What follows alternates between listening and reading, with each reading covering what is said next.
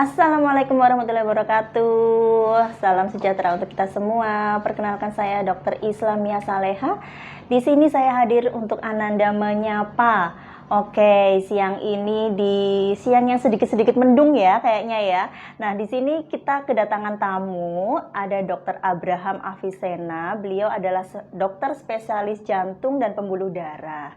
Nah, beliau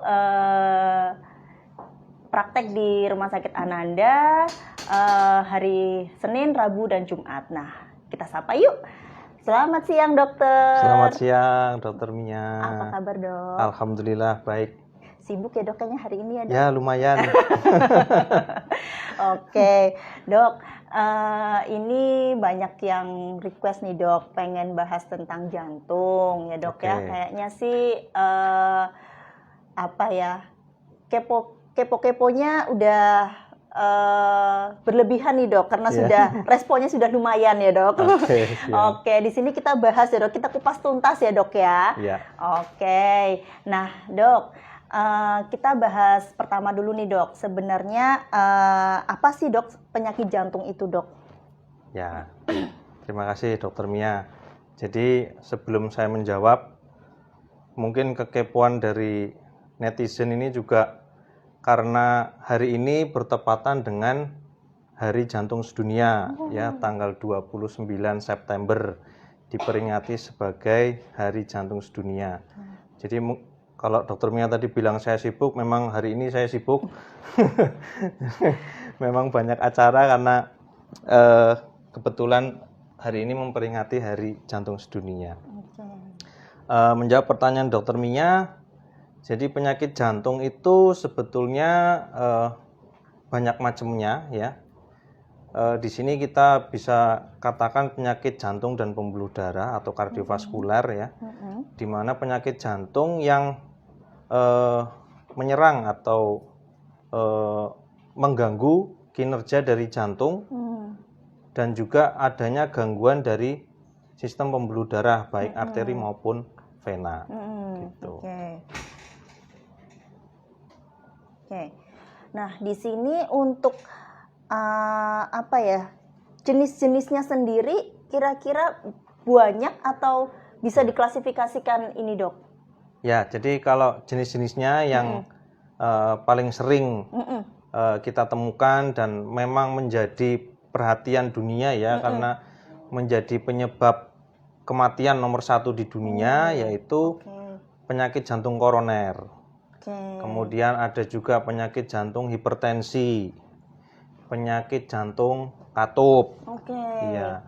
Kemudian ada juga penyakit jantung bawaan atau kongenital, penyakit jantung aritmia atau penyakit jantung gangguan irama, ya, irama jantung. Kemudian ada juga gangguan dari pembuluh darah perifer, baik arteri maupun vena, gitu.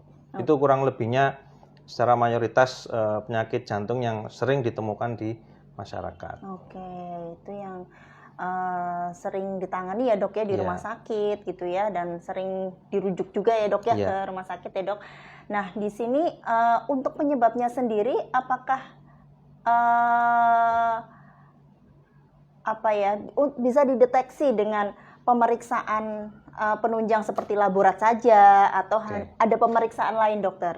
Jadi bicara tentang penyakit kardiovaskuler ya, mungkin masyarakat perlu tahu untuk meningkatkan kewaspadaan, yaitu mengenai gejala dan tanda awal ya dari penyakit jantung. Jadi ada beberapa gejala yang sering ditemukan, yaitu antara lain nyeri dada, kemudian sesak nafas, kemudian dada berdebar, kemudian tanda-tandanya juga termasuk kaki bengkak ya. Kaki bengkak ini biasanya bengkaknya dua-duanya, kanan kiri. Kemudian ada juga tekanan darah tinggi. Nah, ini banyak sekali tekanan darah tinggi di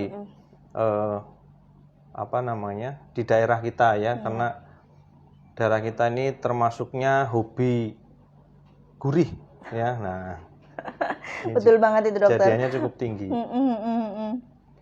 Oke, ya kalau dari gejala-gejala itu kan orang udah bisa warning ya dok ya. Ya, Kalau betul. saya tuh misalnya mengalami sesek, apa nih yang harus saya lakukan gitu dok, kira-kira dok.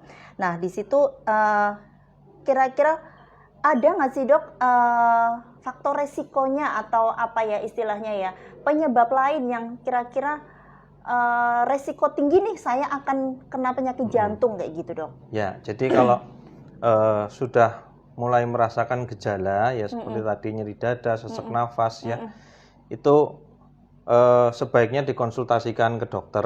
Apakah memang ini mengarah ke penyakit kardiovaskuler atau penyakit jantung dan pembuluh darah. Kalau memang ada kecurigaan ke sana, maka sebaiknya faktor risiko juga harus digali. Ya, faktor risiko ini ada faktor risiko yang bisa dimodifikasi atau bisa kita regulasi ya. Ada juga faktor risiko yang tidak bisa dimodifikasi ya. Kalau faktor risiko yang mayor ya, yang utama yang bisa kita modifikasi seperti tekanan darah tinggi, kemudian diabetes mellitus, dislipidemi atau kolesterol tinggi ya, itu bisa kita kontrol ya. Kalau memang dari laborat hasilnya gula atau kolesterol atau tensinya tinggi, maka harus segera dikontrol, diregulasi ya. Kemudian ada juga faktor resiko yang memang tidak bisa dimodifikasi, tidak bisa dirubah. Contohnya usia. Dari alam ya dok, berarti itu ya sudah ya dok. Kita nggak mungkin sudah tua pengen muda, itu nggak mungkin bisa ya. Saya pengen muda terus, Jadi meskipun orang yang dibilang awet muda ya, seperti siapa misalnya ya, ada artis-artis yang usianya mungkin sudah 50 tapi penampakannya dari usia 30 itu sama saja. Tetap saja itu untuk resiko kardiovaskulernya sama. Tetap meningkat sesuai umur. Kemudian laki-laki ya, laki-laki lebih rentan atau lebih tinggi terkena penyakit kardiovaskuler ya, terutama penyakit jantung koroner. Ini bukan kaitannya karena istrinya, bukan ya. Jadi memang memang faktor alam dan faktor hormonal itu laki-laki memang lebih rentan. Kemudian faktor genetik ya.